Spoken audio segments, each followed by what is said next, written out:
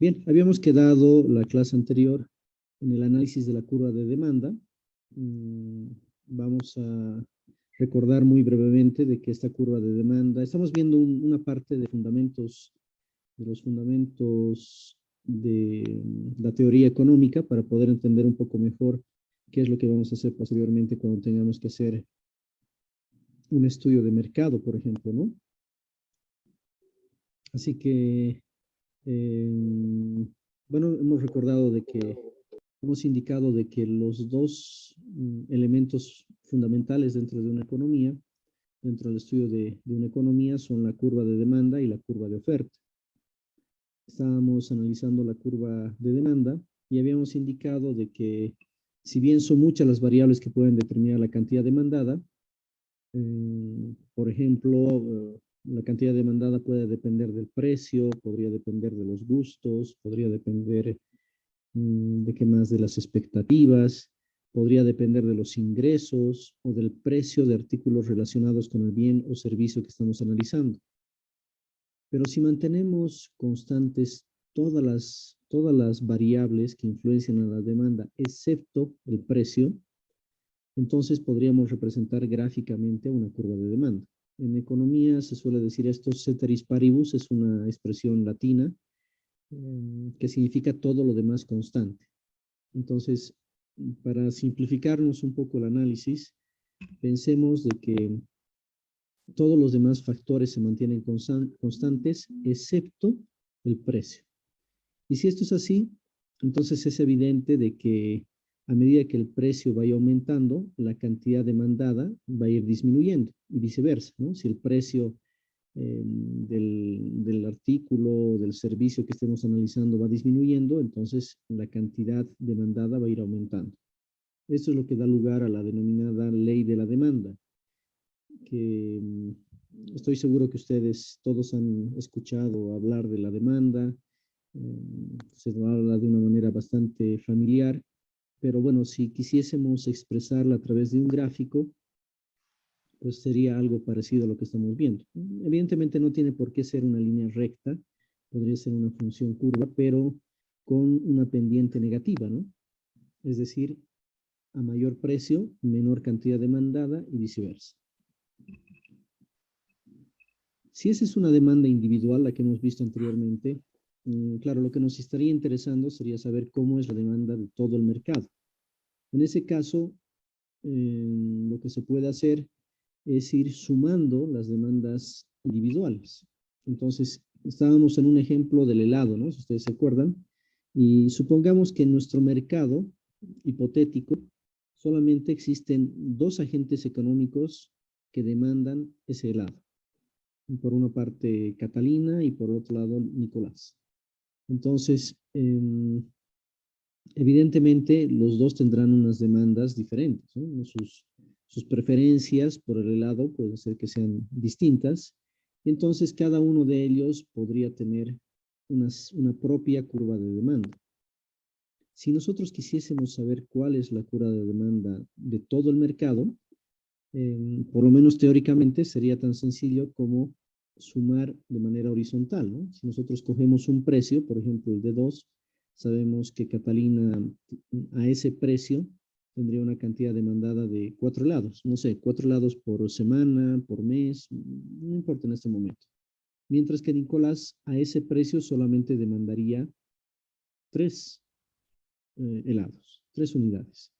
Entonces, para conocer la demanda de todo el mercado, sumamos esas cantidades demandadas de los dos agentes económicos y evidentemente tendríamos un total de 7 para ese precio. Y lo mismo haríamos para cada uno de los precios que estemos analizando. Y de esta forma obtendríamos una curva de demanda de todo el mercado. Vuelvo a repetir, en este mercado hipotético donde solamente están participando dos personas, ¿no? Evidentemente, en un mercado ya real tendremos cientos, miles de personas. Será mucho más complejo el poder determinar esa curva de demanda, pero para que conceptualmente ustedes tengan la idea, la noción, pues ese sería un poco el procedimiento. Además, también es claro de que estas curvas de demanda no son estáticas, ¿no? O sea, la misma persona, Catalina o Nicolás, podrían cambiar su curva de demanda en el tiempo. Es decir, podrían apreciar en mayor medida el helado o de repente lo contrario, ¿no? Así que estos serían como unas fotografías de un instante determinado. Bien. Bueno, las curvas de demanda pueden tener desplazamientos, ¿no? Justamente por lo que habíamos dicho, que no son funciones estáticas en el tiempo, sino que eventualmente podrían desplazarse. En principio nosotros vamos a hacer un análisis más cualitativo de esto y después ya iremos viendo de qué manera se puede intentar cuantificar estos desplazamientos. Si estamos analizando una curva de demanda, entonces pues tendríamos una curva de demanda inicial, SADI, para un momento dado, ¿de acuerdo? Pero imagínense que por algunas situaciones cambia esa curva de demanda. No sé, pensemos de que esa era la curva de demanda para un verano normal, con una temperatura normal, pero sucede que este verano la temperatura ha aumentado más allá de los valores usuales. Entonces la demanda por helados evidentemente tendría que ir aumentando, ¿no? Y eso nos lleva a una nueva curva de demanda que sería esta de acá. O lo contrario, ¿no? Si en lugar de aumentar la temperatura, pues, de pronto la temperatura ha disminuido, entonces probablemente más bien se dé el efecto contrario, ¿no? Que se reduzca la demanda de ese mismo bien o servicio.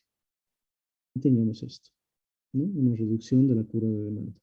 En otras palabras, la curva de demanda puede, puede modificarse en función de algunos acontecimientos que puedan afectar a dicha curva, ¿no? Para ir aterrizando con ejemplos más concretos, yo sé que todos ustedes seguramente están al tanto del conflicto bélico que está sucediendo ahora mismo entre Rusia y Ucrania.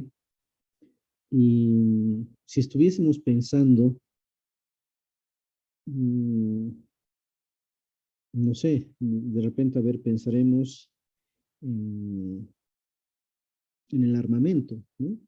Las municiones, por ejemplo. Armamento bélico.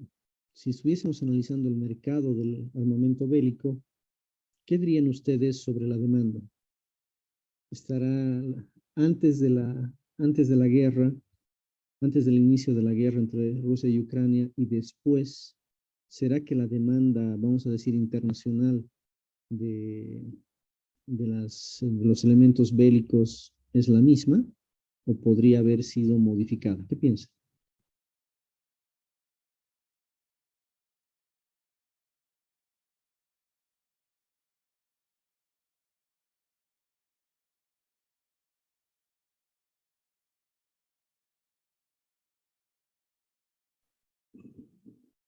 Yo creería que tienen la respuesta, ¿no? Pero a veces no nos animamos a decirla, pero por favor, con total confianza, no tiene un puntaje ni a favor ni en contra en este momento la respuesta que vayan a dar. Así que, a ver, pensaremos un poco. Si estuviésemos hablando del mercado de, de los elementos bélicos que pueden ingresar en una guerra, mm, ¿cómo sería la situación de su demanda hoy en día respecto de lo que era hace, digamos, 3 meses?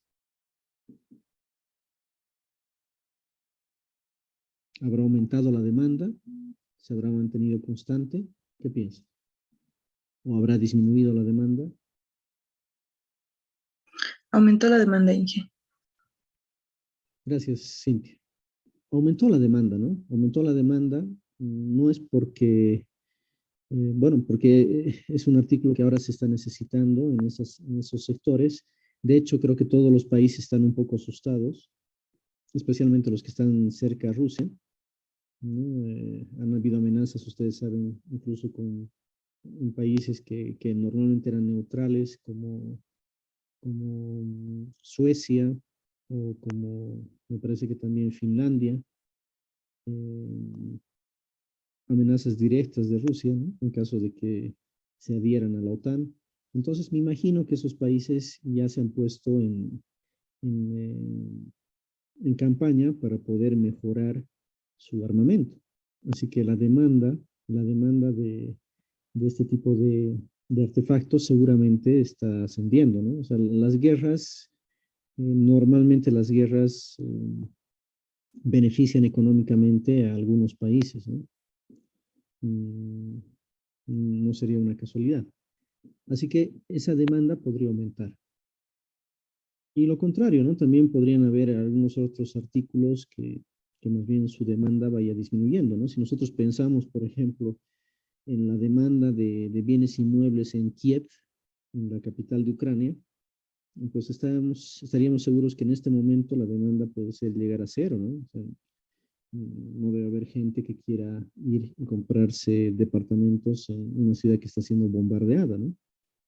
Entonces, con esto quiero decirles que existen externalidades que pueden modificar estas curvas de demanda y hacerlos desplazarlos tanto para aumentar la curva de demanda como para disminuirla.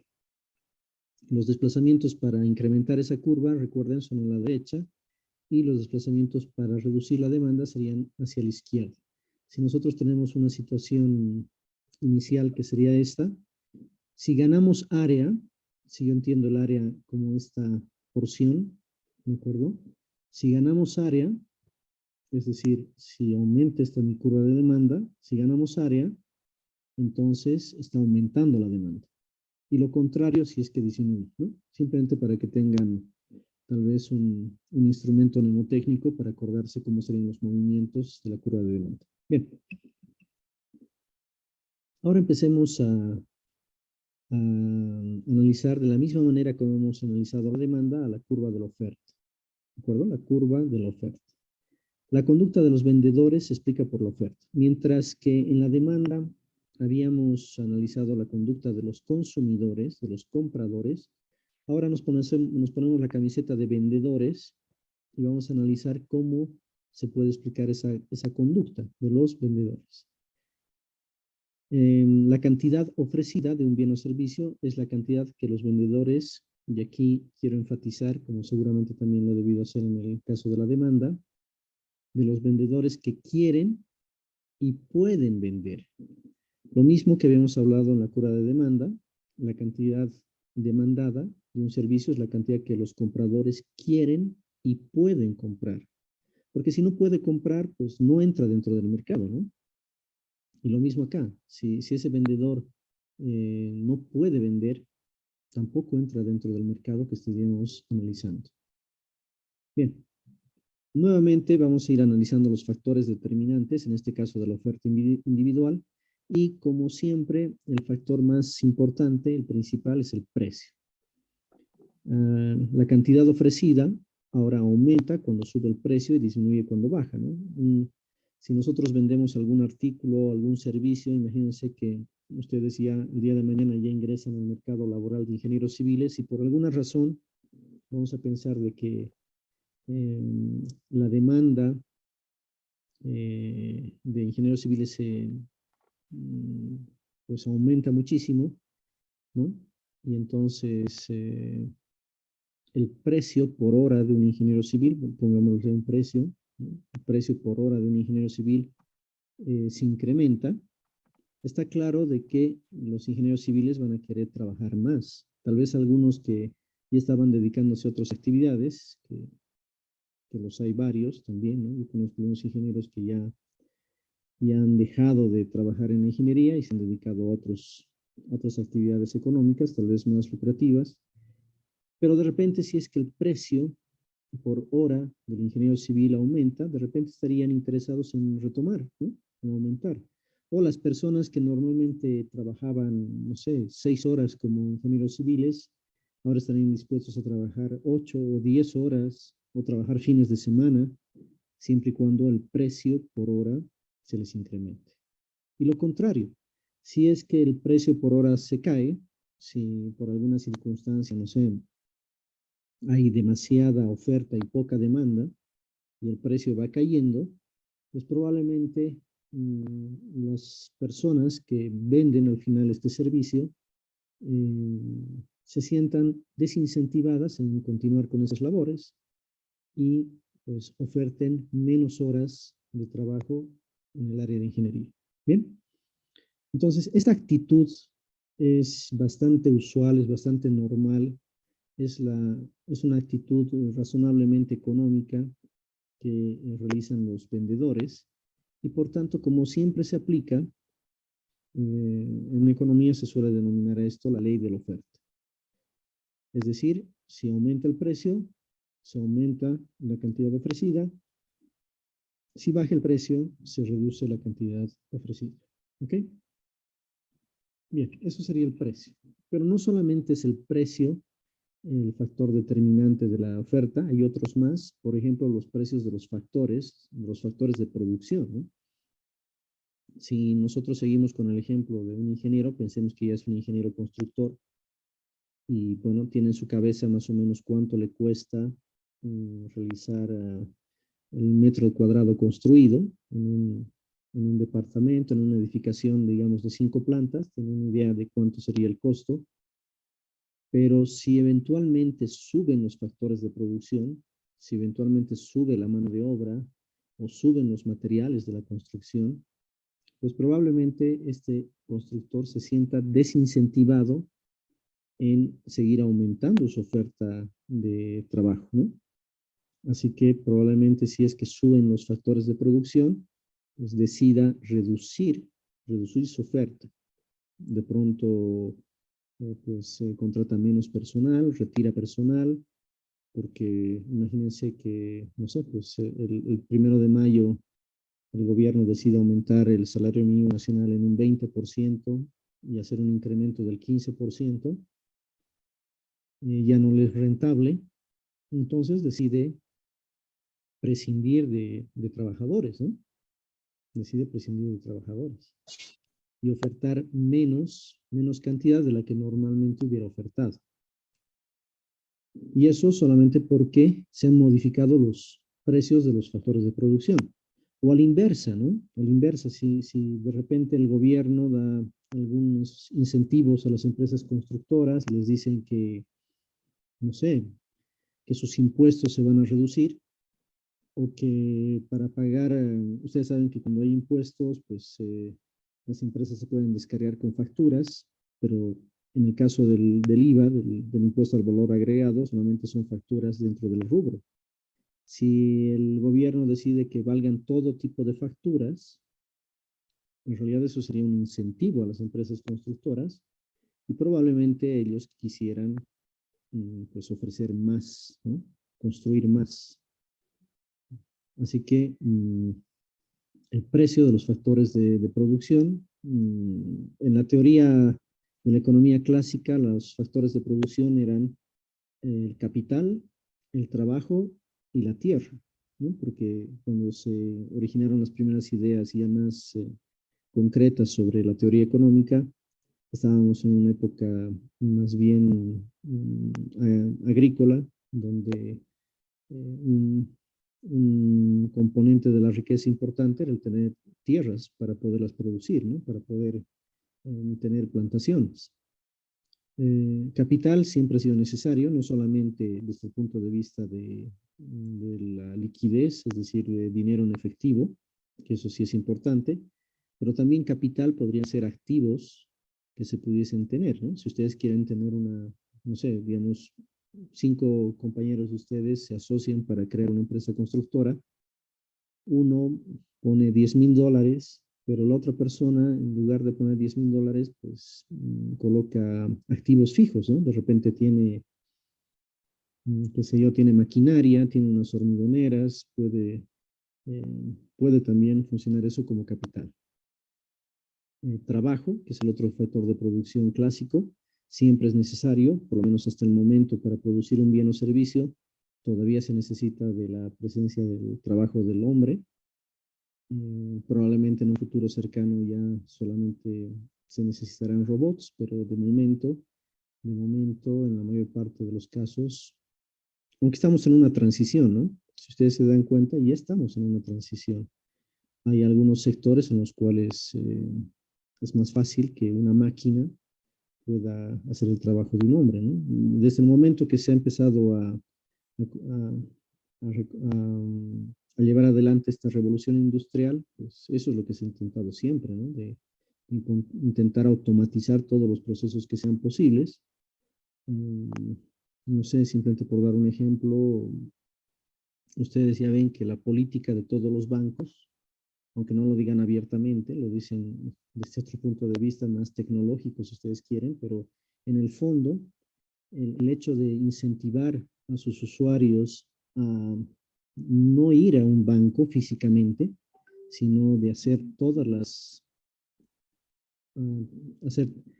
las transacciones económicas en línea, desde la comodidad del hogar, desde una computadora, desde un celular incluso.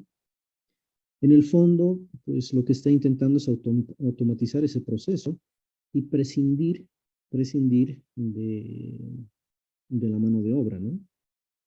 Prescindir de un cajero o de varios cajeros, o eliminar, ¿no? Algunos dicen que ya es una profesión o un oficio en vías de extinción, ¿no? De aquí a 10 años probablemente ya encontrar cajeros sea algo muy extraño, ¿no? Porque ya la gente estará acostumbrada a hacer todas sus transacciones tal vez en su celular o en algún otro dispositivo que se vaya a crear por el efecto, ¿no? Entonces, esa es un poco la intención. Bien. Otro factor que puede incidir en la oferta es la tecnología, ¿no? Y creo que ya, de alguna manera, ya acabo de comentarles, ¿no? Este avance tecnológico permite reducir costos de las empresas.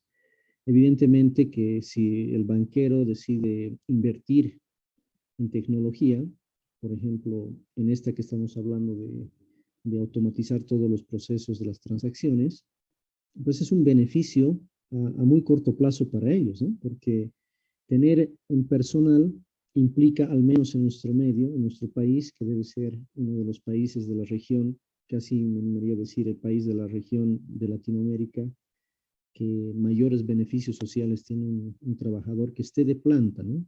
Un trabajador que esté de planta. Que eso solamente es el 20% con suerte de la gente que trabaja en nuestro país. Pero ese 20% pues tiene muchísimos beneficios, ¿no? Beneficios que no existen en otros países. Cuando uno se pone a charlar sobre estos temas con personas del extranjero, pues les parece curiosísimo de que en Bolivia se tengan, bajo ciertas condiciones, hasta 2 aguinaldos, ¿no? Les parece muy curioso de que el bono de antigüedad, que ya lo vamos a ir tocando más adelante, pueda llegar a ser mucho mayor que su propio salario, dependiendo de los años de servicio que uno tenga, ¿no?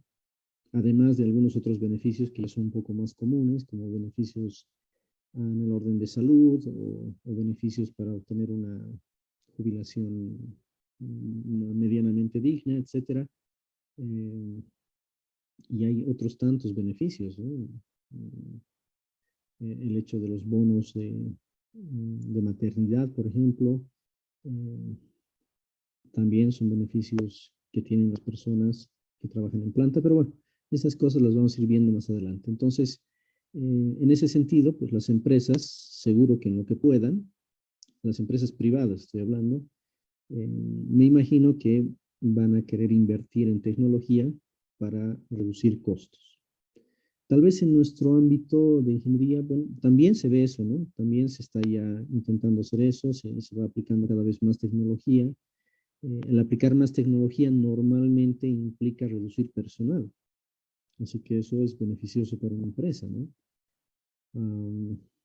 Si, por ejemplo, pensamos en una empresa de laboratorio de suelos, si ustedes se acuerdan de sus clases de mecánica de suelos, pues ahí en el laboratorio de mecánica de suelos, hace algunos años, el Instituto de Ensayo de Materiales compró un equipo de compactación automática.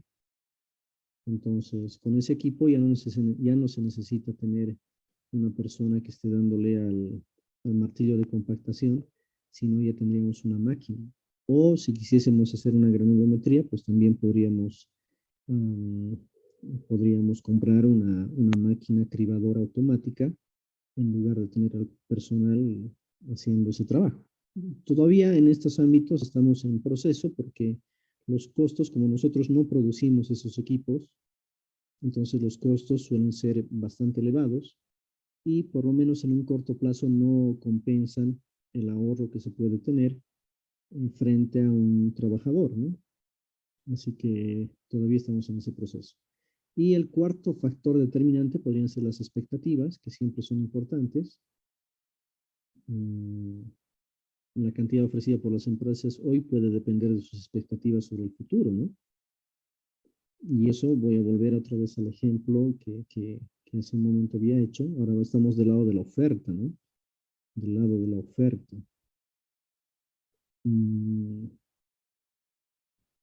Hoy mismo, si analizamos la oferta en el mercado del trigo, o para aterrizar en el mercado de la harina aquí en nuestro país, pues seguramente esa curva de ofertas se ha debido desplazar también, ¿no? Se ha debido mover si la comparamos con la curva de oferta de hace 3 meses, por ejemplo. ¿Alguien me podría decir por qué se podría haber desplazado la curva de oferta, digamos, de la harina en nuestro medio? ¿Y cómo sería ese desplazamiento? ¿Será que la oferta aumenta? ¿Será que la oferta disminuye? ¿Alguna idea?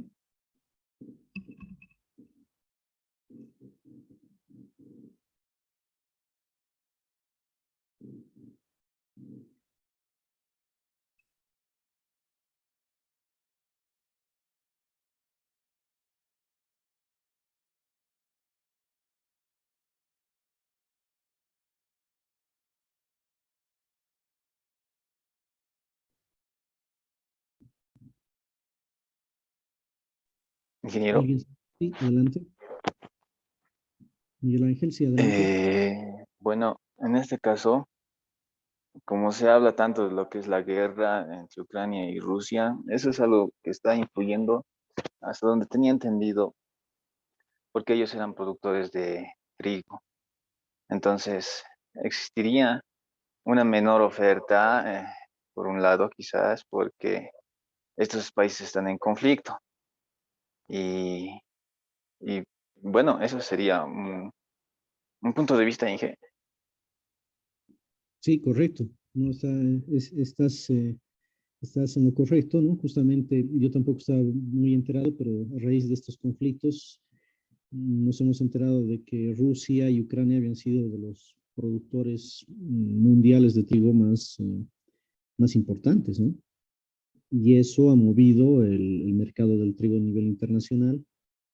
Y bueno, como tú dices, la oferta de estos países se ha contraído. Ya vamos a ver cómo eso afecta en los precios, pero ya ustedes pueden intuir de que si hay menos oferta, entonces el precio va a ir aumentando. Y, o sea, si se ha desplazado toda la curva de oferta, ¿no? Eso también lo vamos a ir explicando más allá porque pueden haber algunas confusiones en entender lo que es la cantidad ofrecida, los desplazamientos de la cantidad ofrecida sobre una misma curva de oferta y los desplazamientos de la propia curva de oferta. Son dos aspectos que vamos a tenerlos claros poco a poco. Entonces, sí, evidentemente, esta contracción de la oferta de trigo ha hecho de que la harina vaya aumentando. La harina en nuestro país son otros de los datos colaterales, ¿no? Yo, por ejemplo, no estaba enterado de que Bolivia pues no se autoabastecía de harina, de trigo. Y es más, hasta donde tengo entendido, solamente nosotros producimos el 30% de la harina que necesitamos. Es decir, hay un 70% que lo importamos. Y lo importamos normalmente de Argentina. Entonces, los precios en Argentina, por supuesto, han sido influenciados por el efecto de Rusia y Ucrania y se han incrementado. Así que el quintal de harina en nuestro medio que venga de Argentina tiene que aumentar. Y por eso ha sido este tema que ha estado en boga las últimas semanas sobre el aumento del precio del pan, ¿no? ¿Ustedes se acuerdan? Esto es algo que se ha estado comentando mucho, si el precio del pan iba a subir. De momento, el gobierno tiene controlada la situación porque está subvencionando la harina a los panificadores, aunque esa subvención tampoco puede ser indefinida, ¿no? Toda la producción que tenía IMAPA la está entregando a los panificadores al precio que estaba establecido anteriormente, cuando podía haber subido el precio, ¿no? O sea, de alguna manera lo está subvencionando para mantener el precio del pan. Pero por supuesto que las reservas de MAPA no son infinitas, ¿no? En algún momento, si esta guerra se prolonga, si el mercado del trigo no vuelve a los precios de equilibrio anteriores, pues ahí sí veremos qué es lo que hace el gobierno, ¿no? O seguirá subvencionando o de repente permite que el precio del pan se incremente. Y lo mismo podríamos decir del petróleo, ¿no? Ustedes saben que también tenemos un problema bastante serio con ese tema, porque tampoco somos autosostenibles ni en gasolina ni en diésel, ¿no? Que son los combustibles que más utilizamos. Así que desde hace muchos años que el gobierno está subvencionando esos dos productos, y ya los economistas empiezan a ver que esta situación ya es insostenible, porque ese, esa subvención que realiza el Estado, pues, cada vez es más importante. Me parece que ahora estamos en torno a los $1.000 millones anuales, y en algún momento es probable que el gobierno tenga que tomar alguna medida, ¿no? Por supuesto que no va a ser la que han tomado hace unos años, cuando nuestro actual presidente, que entonces era ministro de Hacienda, pues incrementó el precio de la gasolina, si ustedes se acuerdan, ¿no? La medida duró 3 días, porque para todos es conocido que si aumenta el precio de la gasolina, aumenta todo, ¿no? Así que no se pudo hacer por esa forma, ¿no? Ahora están saliendo nuevas ideas, hay economistas que están pensando en otros tipos de ¿qué se llama? De acciones que se podrían hacer para reducir de alguna manera la subvención de la gasolina, ¿no? Pero bueno, ese es otro tema. De la misma manera como hemos visto en el caso de la demanda, se podría construir una curva de oferta individual, ¿ok? Y en este caso, volvemos a la palabrita en latín, ceteris paribus, todo lo demás constante, menos el precio. Nuestra curva de oferta quedaría de esta forma. Si seguimos trabajando con el tema de los helados, bueno, a un mayor precio, entonces los vendedores estarían dispuestos a ofrecer una mayor cantidad del producto. Y por eso tiene esto una pendiente positiva, ¿no? Contraria a nuestra curva de demanda, que tenía más bien una pendiente de tipo negativo. Bien, así que ahí tenemos una curva de oferta clásica, digamos, que sería en este caso, para un bien. Nuevamente, si nosotros queremos determinar la curva de oferta de todo el mercado, pues tendríamos que sumar las cantidades ofrecidas para cada precio de todos los agentes económicos involucrados como oferentes en ese mercado. Vamos a pensar de que en nuestro mercado ideal solamente hay dos personas que ofrecen helado. Por una parte, Ben, y por otra, Jerónimo. Y si nosotros hacemos el análisis, pues exactamente lo mismo que hemos trabajado en el caso de la demanda, tendríamos que para un cierto precio se tiene una cantidad ofrecida, que es la que ofrece Ben, y para el mismo precio Jerónimo ofrece una otra cantidad. Sumando ambas, tendríamos la cantidad ofrecida de todo el mercado. ¿Ok? De la misma forma que hemos hecho para la demanda. Por favor, si me dan un segundito.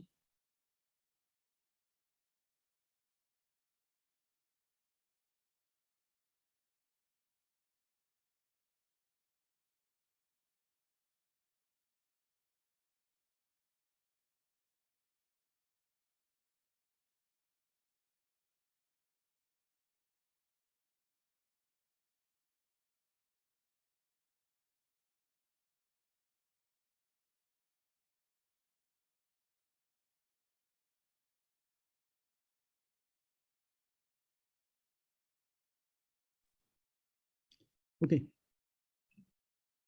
La curva de oferta también se puede desplazar, de la misma manera que la curva de demanda, ¿no? Ya que hemos visto de que son varios los determinantes de la curva de oferta, si existe, y solamente estábamos graficando la cantidad ofrecida respecto del precio, si existen cambios en los otros factores determinantes de la oferta, entonces también van a haber movimientos en nuestra curva de oferta. Y ahí lo tienen. Nuevamente, si el desplazamiento es hacia la derecha, existe un aumento de la oferta.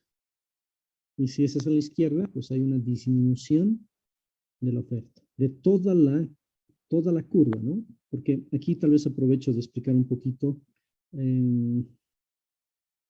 Si nosotros nos concentramos en la curva de oferta inicial, en esta, podrían haber movimientos dentro de esta misma curva de oferta, ¿no? Podríamos tener un punto de equilibrio ahí, y si no hay cambios en la curva de oferta, pero sí hay cambios en la curva de demanda, podríamos tener otro punto de equilibrio en este punto. O sea que podrían haber cambios de la cantidad ofrecida, pero dentro de una misma curva de oferta. ¿Ok? Y esto se da básicamente aceptando la ley de la oferta, que nos dice que a mayor precio, la cantidad ofrecida es mayor. Entonces podría haber ese movimiento, digamos, desde aquí hasta allá, porque ha aumentado el precio, por alguna razón ha aumentado el precio de ese bien o servicio, entonces nuestro punto de equilibrio se mueve hacia un punto de mayor cantidad de oferta de lados. Pero adicionalmente, si existe, también puede existir un cambio, un desplazamiento de toda la curva de oferta. Toda la curva de oferta se podría mover, ¿no? Si existen cambios en los factores determinantes de la oferta. No sé, si hay cambios, por ejemplo, en los precios de los factores de producción, pues probablemente toda la curva de oferta se vaya a mover, ¿ok? Entonces hay esos dos tipos de movimientos. Bien, finalmente ahora lo que nos tocaría ver sería qué es lo que sucede entre la curva de oferta y la curva de demanda cuando trabajan de manera conjunta. Y esto va a tender siempre al equilibrio, ¿no? Todos los mercados en principio tienden a tener un equilibrio.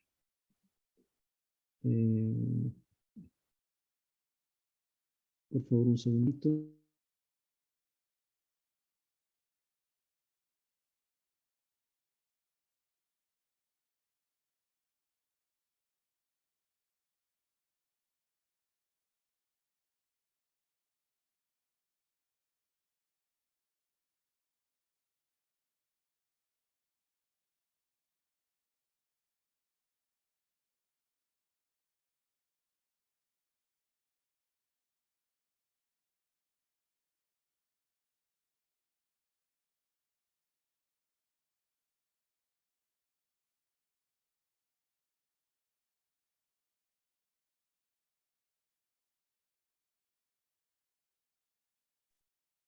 Bien, entonces el equilibrio va a ser esa situación en la cual la oferta, la curva de oferta y la curva de demanda se igualan.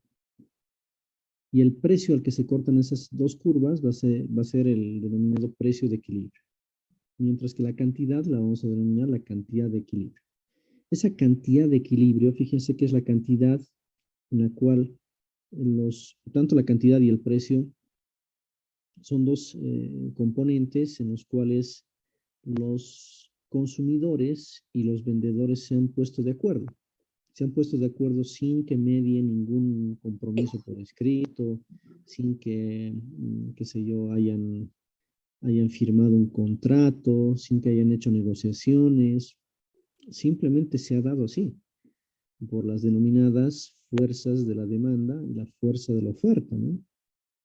Los economistas clásicos pues, pensaban de que esto se daba así por algo que Adam Smith, uno de los primeros economistas clásicos, le llamó la mano invisible, ¿no? O sea, él pensaba para ilustrar lo que estaba pasando, de que una mano invisible hacía de que las cosas llegasen a ese equilibrio.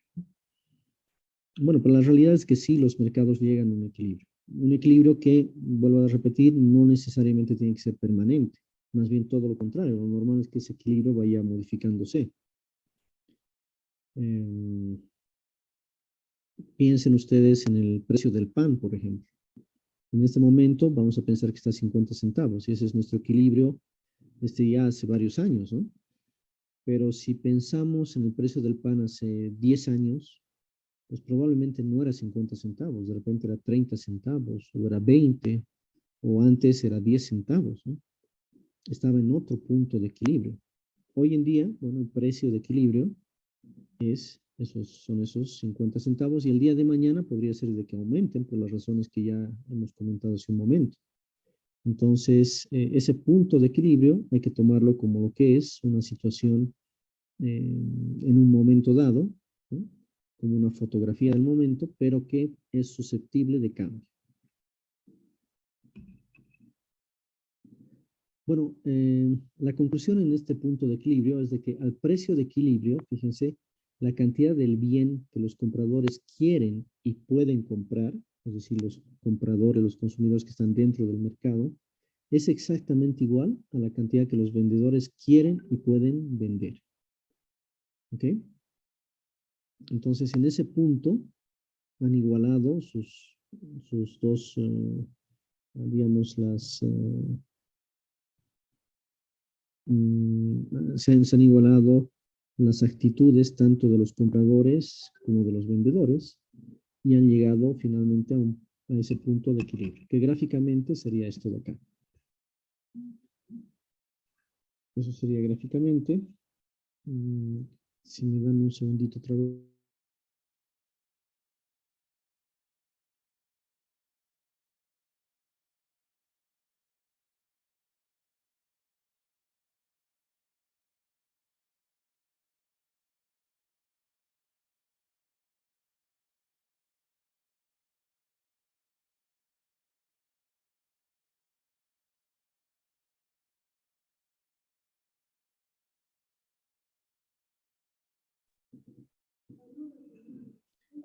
Bien, entonces gráficamente tendríamos esto, una curva de demanda, otra curva de oferta y finalmente un punto de equilibrio. Que en este caso en particular sería este punto donde para un precio de 2 bolivianos, digamos, la cantidad de equilibrio es de 7 helados. No sé, por día, por semana, no importa en este momento, ¿no? Pero, como les digo, se han puesto de acuerdo tanto compradores como vendedores. Las acciones de los compradores y vendedores van a llevar de forma natural a los mercados hacia ese equilibrio de la oferta y la demanda, porque si por alguna circunstancia, vamos a pensar de que algún despistado, algún vendedor despistado que no se haya enterado de que el precio de equilibrio es de 2 unidades monetarias, ¿no? Y decida vender su helado a 2.50, por supuesto que eso no se va a publicar, ¿no? No es que se ha publicado que, bueno, los compradores y los vendedores se han puesto de acuerdo en que el precio de equilibrio ahora es de 2 bolivianos. No, eso lo define el mercado. Pero como decía, si algún despistado que no ha hecho caso omiso a este acuerdo, entre comillas, entre compradores y vendedores, y quiere vender a 2.50, pues a 2.50 seguramente este vendedor va a querer ofertar 10 helados. Entonces, vamos a suponer de que ha fabricado los 10 helados, pero se va a dar cuenta que la gente no le va a comprar.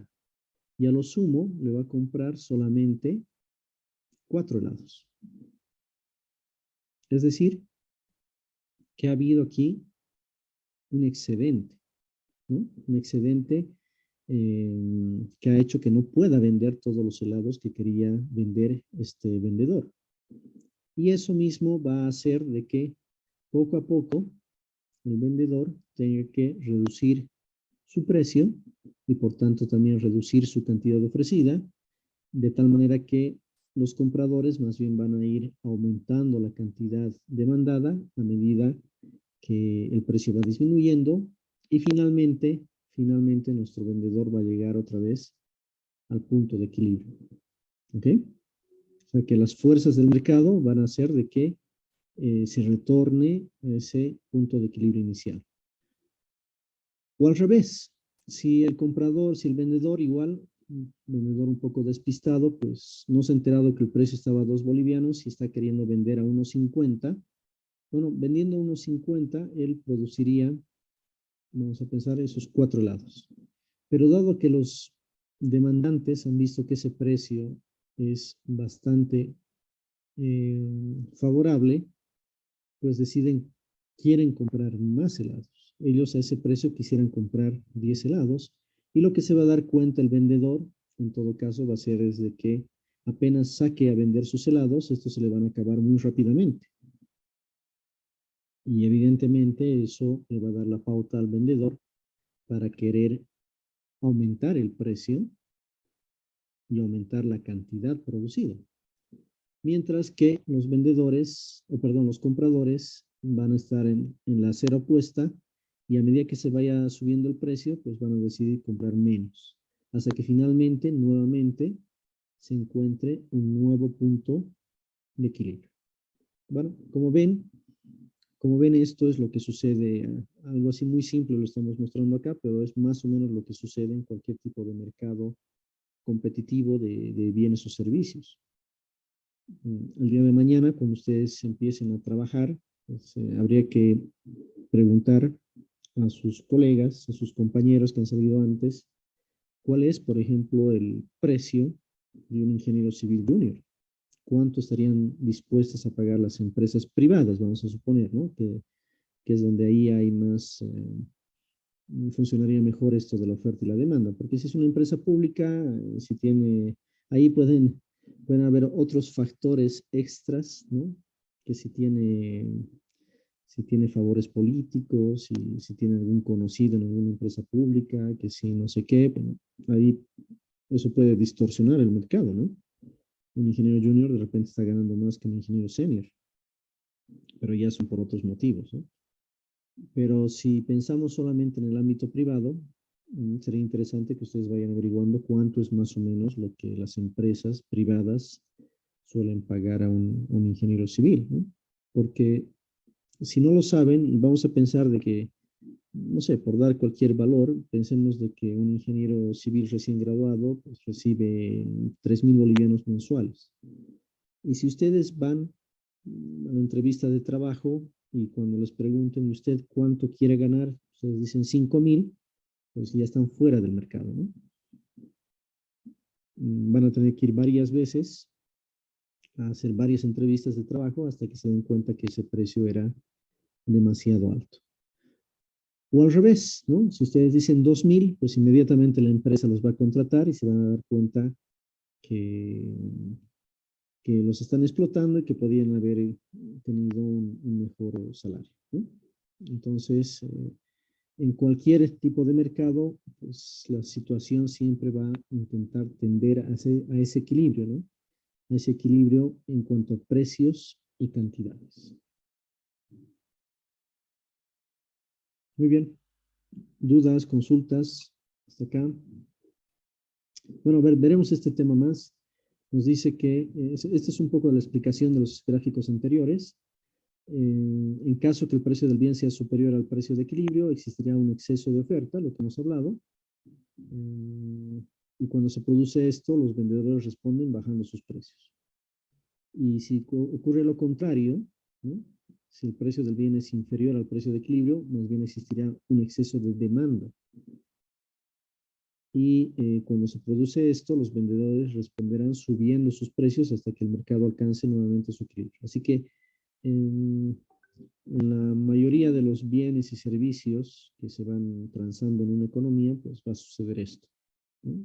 Va a suceder esas fuerzas de la oferta y las fuerzas de la demanda que van a hacer de que se intente llegar hacia un punto de equilibrio, sin que medie, vuelvo a repetir, a recalcar, sin que medie ningún tipo de acuerdo, contrato, negociación ni nada, ¿no? Bueno, esto es tan normal en los diferentes servicios y bienes en una economía, que suele denominarse, por tanto, la ley de la oferta y la ley de la demanda. Así como para un físico, la ley de la gravedad es algo indiscutible, ¿no? Por supuesto que un físico nunca ha visto la ley de la gravedad, ¿no? O nunca hemos visto esa fuerza de la gravedad, pero sabemos que existe, ¿no? Sabemos que existe. Y lo mismo en ingeniería civil, pues sabemos que las tensiones existen, ¿no? Si están haciendo un diseño de un elemento estructural, pues saben que existen ahí esfuerzos, tensiones, aunque no las hayamos visto. Bueno, lo mismo en el caso de un economista, seguramente también estará convencido de que existen estas leyes de la oferta y la demanda, aunque nunca las hayamos visto en vivo, ¿no? Ok. Bien, ahora ya tocaría ver el tema de los desplazamientos de las curvas, pero me gustaría, para que quede, este es un tema importante, me gustaría para que quede claro, pues iniciar este tema de los desplazamientos de las curvas de oferta y demanda en la siguiente clase, ver cuáles son las condicionantes y bueno, ya nos quedan poco menos de 2 minutos, así que creo que podríamos parar aquí la clase. Antes de ello, como siempre, les consulto si es que alguien tiene alguna pregunta, duda, comentario, algo que quisiera añadir para enriquecer la clase. Adelante, por favor.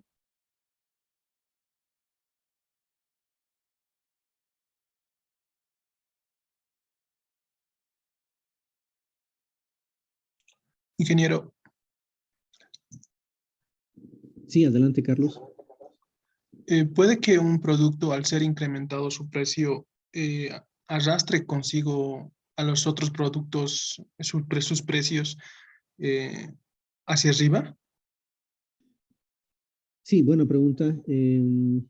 Bueno, si nos acordamos, dentro de los factores determinantes de la demanda, teníamos algo que se llamaban los precios de bienes sustitutos o bienes complementarios. Entonces, si el bien que tú estás indicando es un bien sustituto, por ejemplo, si estamos pensando en la mantequilla y la margarina, ¿no? Que era el ejemplo que habíamos dado en clases, entonces va a tener ese su efecto, porque si sube el precio de la margarina, entonces a la gente o mucha gente le da más o menos lo mismo adquirir mantequilla. Así que si sube el precio de la margarina, de repente la cantidad mm, de equilibrio de la mantequilla va a aumentar, porque la gente va a querer comprar eso. Y existen otros bienes que están relacionados de forma complementaria. Habíamos dado el ejemplo de la gasolina y los vehículos, ¿no? Este podría ser un ejemplo bastante ilustrativo en nuestro medio. Imagínense que el día de mañana o de aquí a un tiempo, el gobierno dentro de sus políticas económicas decida cortar la subvención.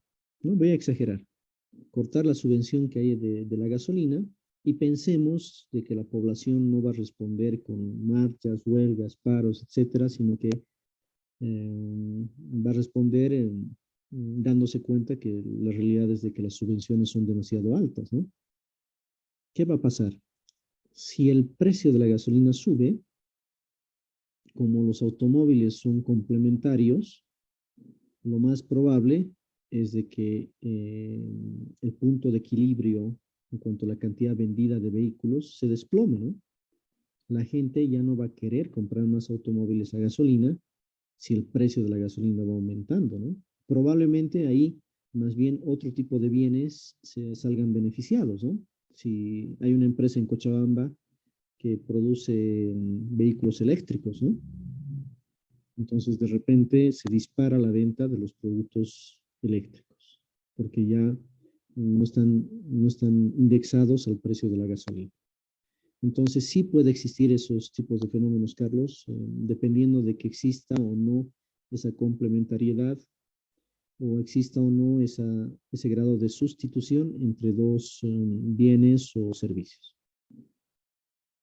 No sé si te he respondido. Sí, Inge, gracias. Muy bien. No sé si hay alguna consulta, duda.